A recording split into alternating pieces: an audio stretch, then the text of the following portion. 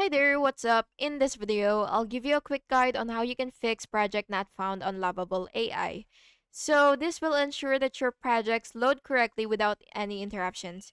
The first thing that you will do is, of course, log into your Lovable account, and next you will go to your projects list, which is, it should be right here if you already have your project, and you will be able to actually see if your project is active here.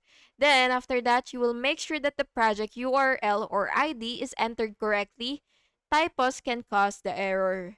And then, if the project is missing, you will just have to click Restore Project from the archive or check your account's plan limitations.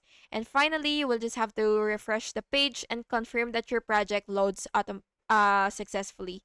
And yeah, that's basically just it. I hope you found this video helpful. And if you did, please make sure to like and subscribe for more videos like this. Thank you and have an awesome day.